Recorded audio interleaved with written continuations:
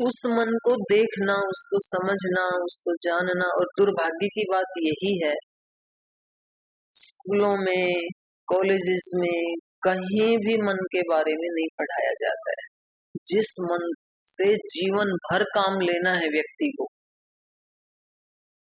नौकरी करेंगे तब भी काम लेना है, बिजनेस करोगे तो भी लेना है, पहलवान बने तो भी लेना है, विद्वान बने तो भी मन से काम लेना है, घर बनाना है तो भी मन से काम लेना है।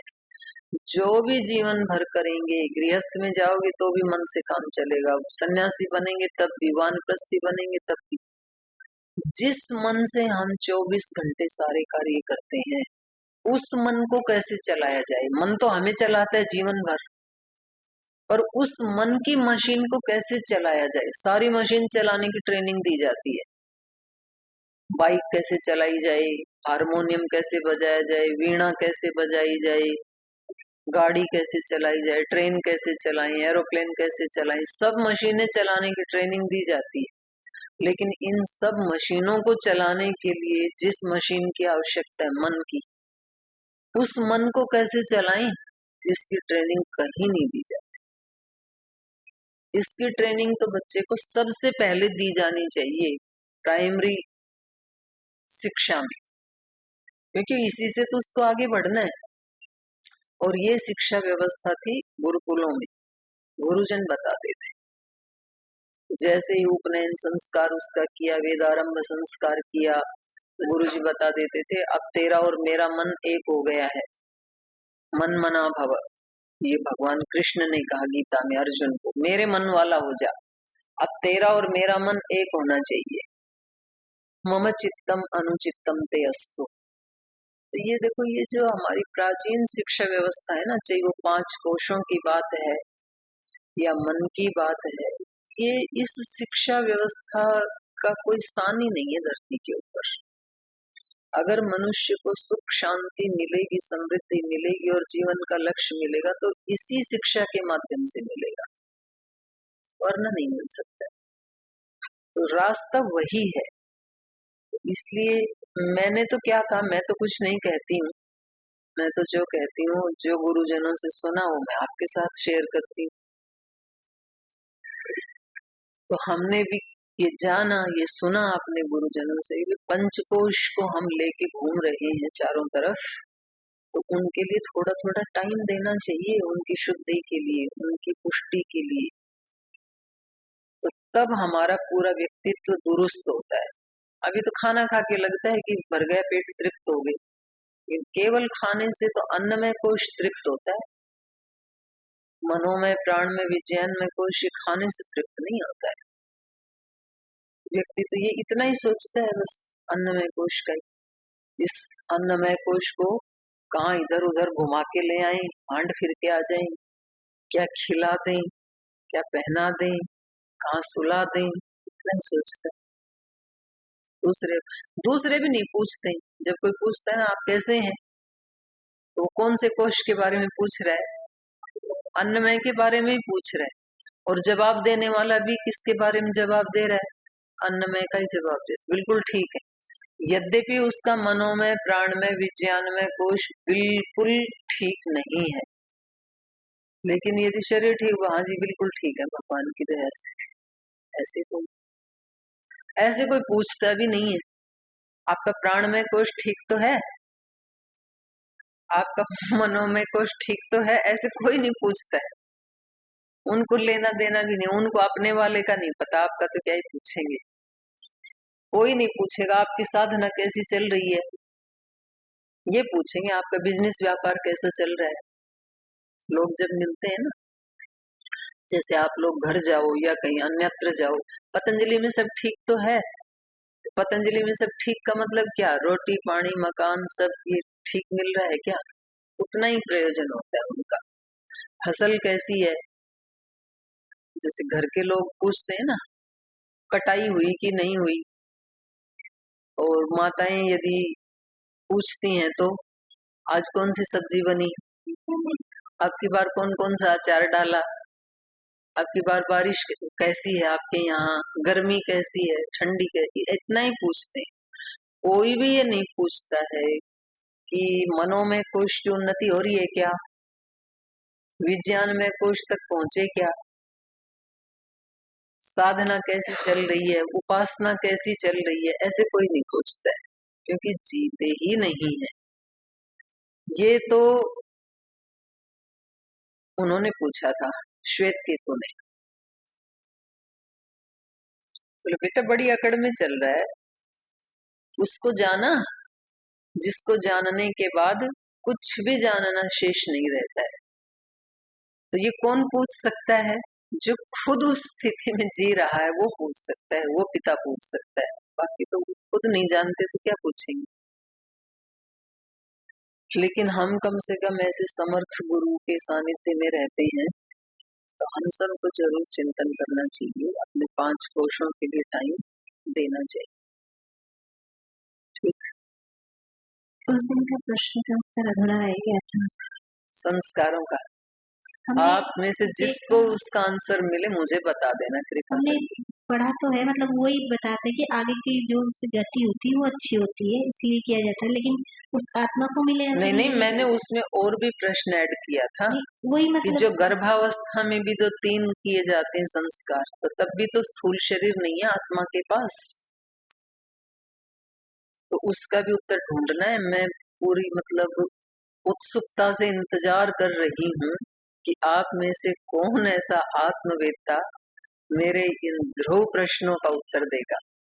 भद्रदेव जी देंगे, लेकिन इसका उत्तर मिलेगा आपको समाधि अवस्था में, बाकी तो ऊपर वाले तो समाधान नहीं कर पाएंगे। जी मैं कोशिश कर रहा हूँ जो सोच पाया। आपने कहा था कि जो प्रारंभ के 3 संस्कार हैं उनके प्रभाव पड़ता है कि नहीं बच्चे के ऊपर या आत्मा के ऊपर जो आने वाला है। तो मैं जो सोच रहा था कि संस्कारों को इसमें ऐसा बांटा गया है, जैसे कि कुछ संस्कार ऐसे हैं जो आत्मा के आने से पहले किया जाता है, जैसे वो आत्मा जिस साधन के माध्यम से इस धारा पे आएगा उस साधन को तैयार करते हैं, ताकि वो साधन को उतना मजबूत हो कि उस आत्मा को संस्कारित कर पाए। यदि माँ या पिता उतने संस्कारवान न हो तो आने वाली आत्मा भी उस तरह से विकसित और उस तरह से पल्वित पोषित नहीं हो पाएगी। इसीलिए ऋषियों ने पहले जिस माँ के गर्भ में बच्चा आएगा या जिस पिता के माध्यम से बच्चा आएगा, उन दोनों माता पिता को पहले शुद्धि करने की परंपरा में 3 संस्कारों को रखा है। मैं तो समझ पा रहा हूँ, बाकी सत्यता क्या है वो तो आप बताएंगे। और बाकी के अंतिम के जो संस्कार की बात हो रही थी वो अंतिम थोड़ी, अभी तो आपने केवल गर्भाधान की बात की, फिर बाकी के 2 में भी ऐसे ही है कि उसमें जैसे तुम समझ में होता है कि बच्चे के अंदर विकसित होते हैं, उस समय माता क्या खाए, क्या पिए, क्या देखे, क्या सोचे, कैसे चले, कैसे बैठे, उनके सब बच्चे पे क्या प्रभाव पड़ेगा। लेकिन वो माता दीदी वो माता उस तरह से मजबूत होगी जैसे माता के चित्त प्रसन्न होंगे, तो उसके बच्चे जो उसके गर्भ में पल्वित हो रहा है वो बच्चे के चित्त नहीं, ये तो सब भाई बहन जानते ही हैं, आप जो कह रहे हो ये तो सभी जानते ही हैं। बात ये है ना कि वो संस्कार माँ के लिए किया जा रहा है कि बच्चे के लिए किया जा रहा है। मेरा जैसे नहीं, प्रश्न को आप बिल्कुल सेंटर में रखो भाई, उस आत्मा के ऊपर उस संस्कार का क्या प्रभाव पड़ रहा है। दीदी अगर टीचर की ट्रेनिंग की जाए तो बच्चों के अंदर तो विकास होगा ही होगा, वो सब जानते हैं, वो प्रश्न है नहीं। प्रश्न ये था कि ये जो आत्मा है ये स्थूल शरीर में आने के बाद ही किसी चीज को रिसीव करता है या उसके स्थूल शरीर की अनुपस्थिति में भी रिसीव करता है, बात ये थी। अगर वो रिसीव ही नहीं कर रहा है, जब तक स्थूल शरीर बना नहीं, स्थूल शरीर बनते ही तो उसका जन्म होगा, तो उससे पहले 3 संस्कार करना ही व्यर्थ है भाई। माँ के जो माँ आहार ले रही है या माँ के जो विचार हैं, बात यहाँ विचार की भी है, सीमंतोनयन संस्कार आदि तो पूर्ण रूप से विचार के ही है। यदि इसके विचार का उस बच्चे पर कोई असर पड़ ही नहीं रहा है, वो रिसीव ही नहीं कर पा रहा है, चलो मैं स्थूल वाला भी मान लेती हूँ, आप कह रहे हो उसको खाना वाना खिलाते हैं तो उसका स्थूल शरीर वैसे ही पुष्ट होगा, मान लिया। लेकिन जो विचार के बारे में भी कहा जाता है उसका क्या, अभी तो उसके पास स्थूल शरीर है नहीं, तो वो इसके विचारों को, इसके भावनाओं को रिसीव करेगा ही नहीं। तो क्यों कहा जाता है कि गर्भवती माता को महापुरुषों की कहानियां पढ़नी चाहिए। और जिन माताओं ने ऐसा पढ़ा या ऐसा प्रयास किया उनके बच्चे महान बने। लड़ादी के बारे में सुना जाता है ना कि उनकी माताजी रोज वो जो फौजियों की परेड होती थी उसको देखती थी, युद्धों के बारे में सोचती, ऐसा बन गए। और माता अनसुया का तो बाद का है भाई, वो तो उनको मदालसा का है, वो जैसा चाहती थी वैसे बनाया उन्होंने। अनसुया ने तो ब्रह्मा विष्णु महेश को छोटा बच्चा बनाया था। और ऐसे ही इनका भी तो है, अपने चक्रव्यूह में फंसे थे जो अभिमन्यु, द्रौपदी, सुभद्रा के बारे में भी ऐसे ही सुना जाता है। तो इसका मतलब ये है ना कि आत्मा विचारों को, भावनाओं को रिसीव करती है, तभी तो असर पड़ा। उसको सुनने का जितना सुनाया उतना उसने रिसीव कर लिया, जो नहीं सुनाया वो बाहर निकलना नहीं जान पाया। मतलब ये एक अपने ऋषियों पे भी विश्वास है या शब्द प्रमाण पे विश्वास है तो पड़ता ही है असर। जब जन्म से पहले 3 संस्कारों का असर पड़ता है तो निश्चित रूप से अंत्येष्टि का भी असर पड़ता है। और इसीलिए महर्षि दयानंद तो बड़े तार्किक महात्मा है ना, सन्यासी है वो तो। अगर उसका प्रभाव नहीं होता तो वो 16वां संस्कार तो कम से कम विधान नहीं करते। और खोजो, वो तो जितना खोजा जाएगा कुछ तो कुछ निकल के आएगा आपके अंदर से। आप में से बहुत अच्छी अच्छी मेधा वाले विद्यार्थी बैठे और खोजे। चलिए, हाँ, और हो गए प्रश्न? जी, पीछे माइक पे जा दो, वही ले लो। हाँ, ठीक।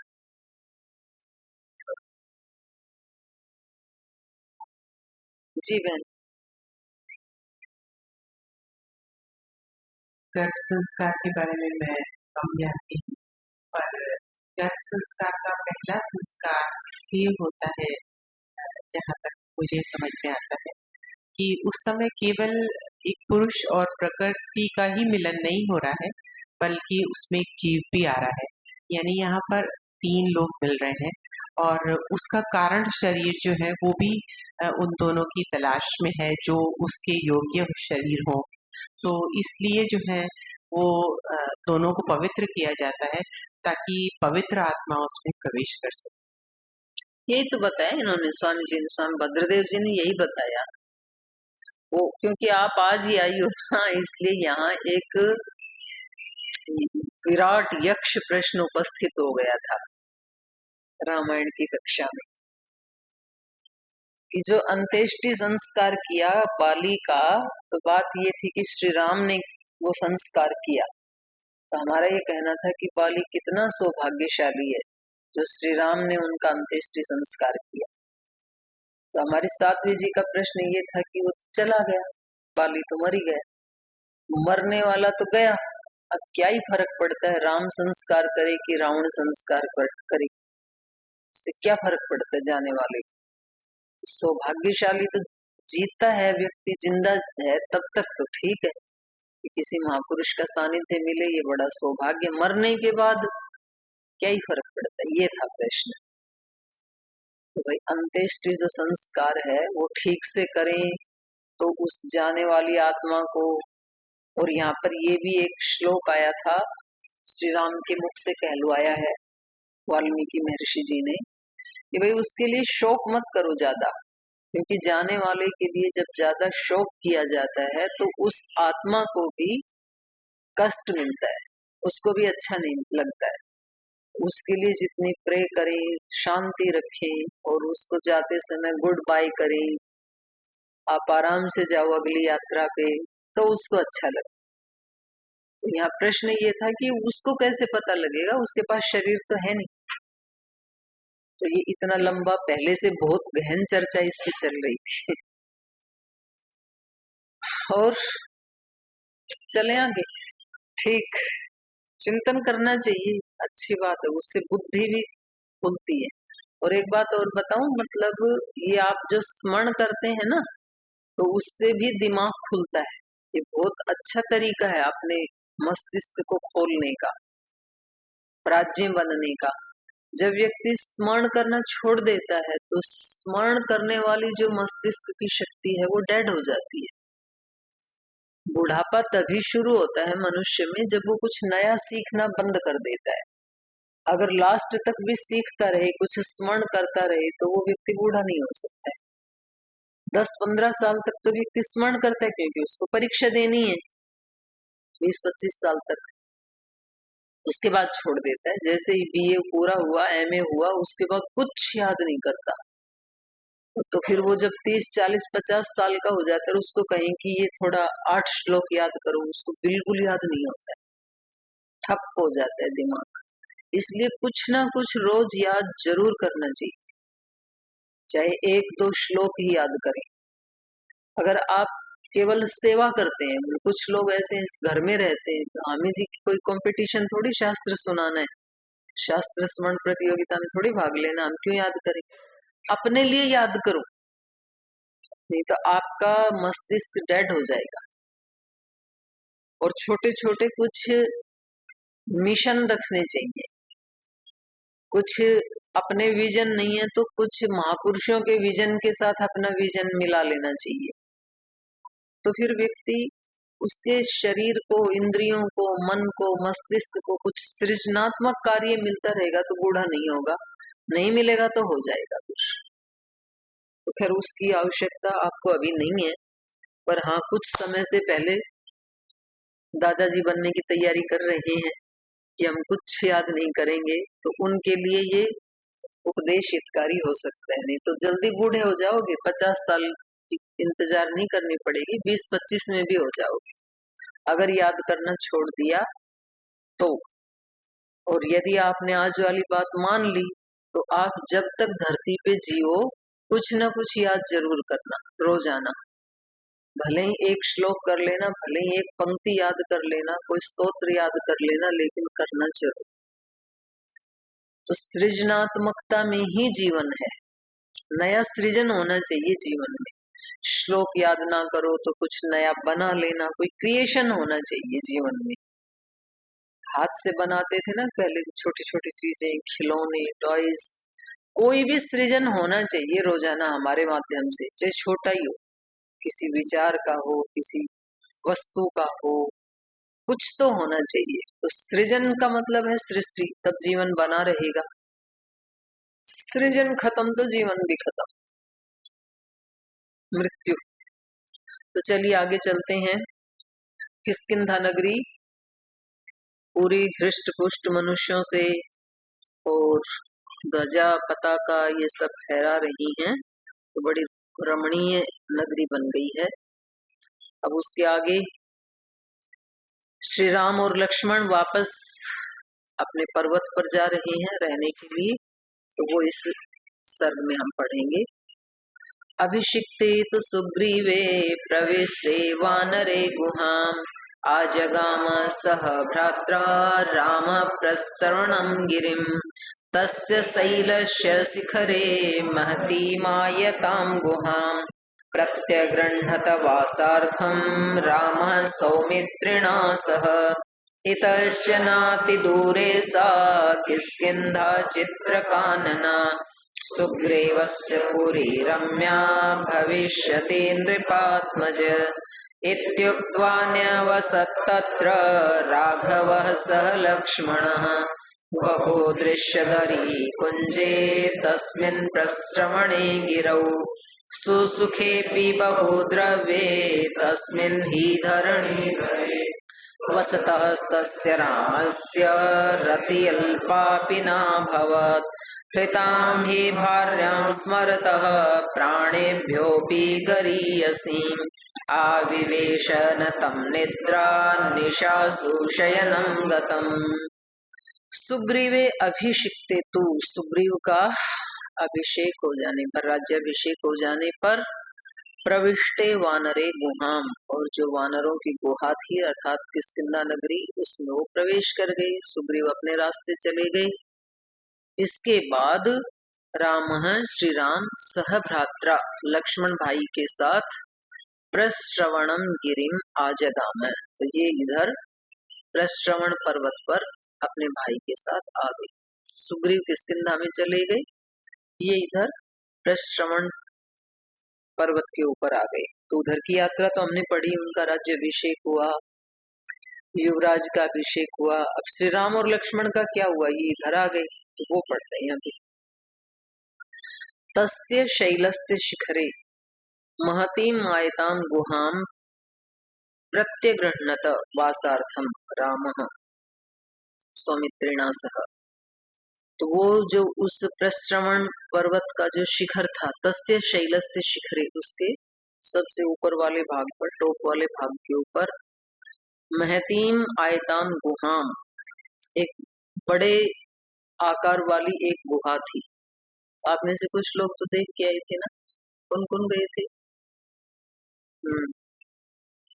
स्फटिक शिला पर गए थे ना वहाँ, किष्किंधा में, वही तो कह रही हूँ। अभी भी है वो गुहा, आप में से भी किसी को जाना हो तो देख सकते हो। तो वो महती एक गुहा थी, वहां पर सौमित्रेणा सह राम वासार्थम प्रत्यगृह्णत। तो सुमित्रा के पुत्र लक्ष्मण जी के साथ श्री राम ने अपने निवास के लिए उस गुफा को चुना। अच्छी बड़ी सी गुफा है, अभी भी है, तो उसका चयन किया इन्होंने कि यहाँ रहेंगे हम। इतश्च नाति दूरे सा किष्किंधा चित्रकानना।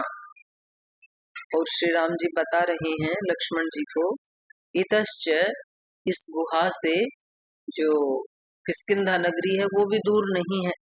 चित्रकानना, जिसमें चित्र विचित्र वन है, ऐसी जो किष्किंधा नगरी है वो भी यहाँ से दूर नहीं है। माने सुग्रीव से कोई संवाद संपर्क स्थापित करना पड़े तो हम पैदल भी जा सकते हैं, और वैसे ये पर्वत के ऊपर है, तो वहां चले गए। सुग्रीवस्य पुरी रम्या भविष्यति नृपात्मज। तो लक्ष्मण के लिए कह रहे हैं, हे राजकुमार, राजा के पुत्र, सुग्रीव की जो नगरी है चित्रकानना, जिसमें विचित्र विचित्र प्रकार के कानन हैं, वन हैं, बाग बगीचे हैं, वो और भी अभी रमणीय हो जाएगी सुग्रीव के आने से। तो ऐसी नगरी यहाँ से दूर नहीं है, वो भी समीप में ही है। इत्युक्त्वा न्यवसत तत्र राघव सह लक्ष्मण। तो ऐसा विचार करके दोनों भाई वहां रह गए उस गुहा में। बहुदृश्य दरी कुंजे तस्मिन प्रश्रवणे गिरौ। और वो जो प्रश्रवण पर्वत है वो कैसा था? बहुदृश्य, बहुत सुंदर सुंदर दृश्य थे उस पर्वत के ऊपर। बहुदृश्य दरी कुंजे, कंदराई थी बीच बीच में, और कुंज, कुंज कहते हैं कुछ झाड़ियां या लताएं आदि, उनका गुच्छ सा बन जाता है, उसको कहते हैं। तो ऐसे ऐसे पेड़ पौधे, लताएं, वो भी वहां पर पर्याप्त मात्रा में थी उस पर्वत के ऊपर। कंदराएं थी। अभी भी जैसे वो पंपा सरोवर के पास वाला जो पर्वत है, उसमें अभी भी उस पर्वत में घुस जाए यदि, तो उसमें से 2-3 घंटा यदि चलते रहे आगे आगे तो वापस नहीं आ पाओगे फिर। तो ऐसे है वो पर्वत के बीच बीच में आप चल सकते हो। वो पत्थर ऐसे ऐसे लगे, ऐसे 2 पत्थर लगे, अब इधर रास्ता है, फिर आगे गए, फिर ऐसे 2 पत्थर हैं। सीधा सीधा रास्ता तो नहीं है, टेढ़ा मेढ़ा कहीं। मतलब उस पर्वत में अगर किसी को अंडरग्राउंड होना हो तो वहां चले जाओ, कोई ढूंढ नहीं पाएगा वहां से। चले मत जाना तो मेरे ऊपर ब्लेम करो, माता जी ने बताया था।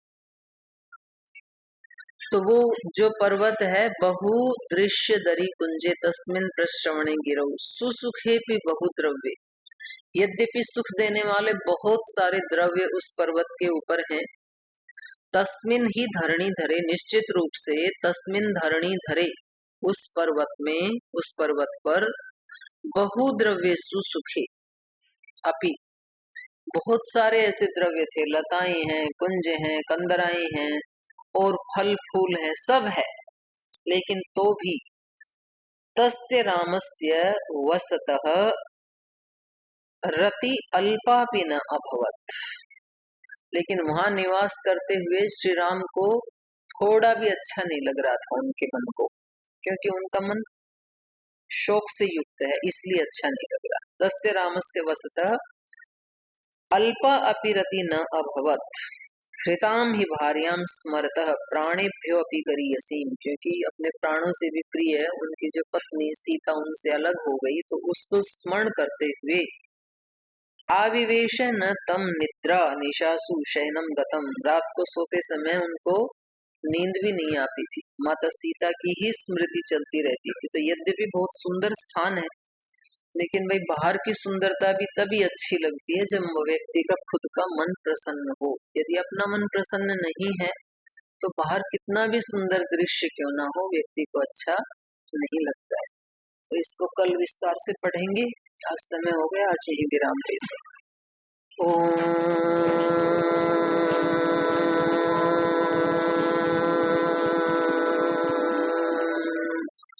शांति शांति शांति। श्री गुरुभ्यो नमः। हरि के नाते से सब नाते, इससे सभी सुहाते।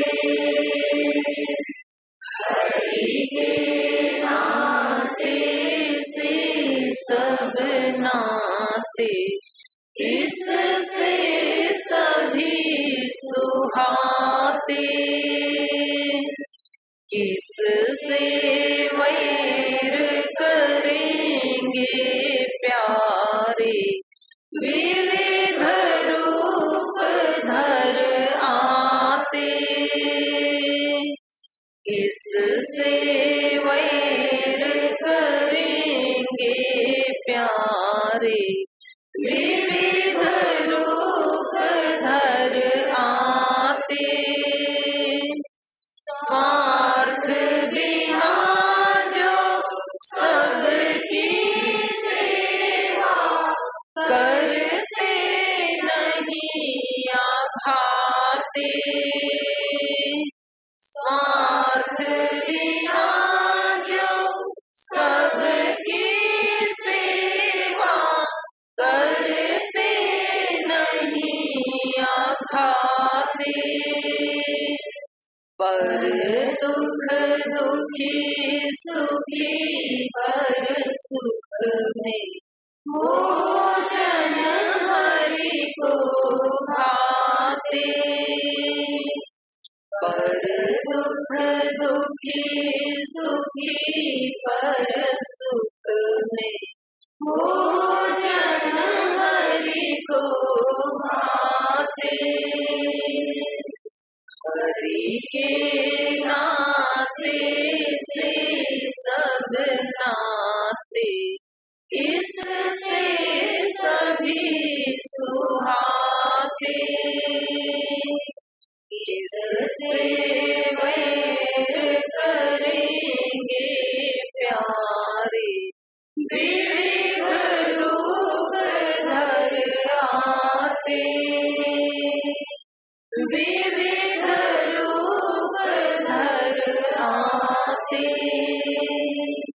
विविध रूप धर आते। ओम श्री गुरुभ्यो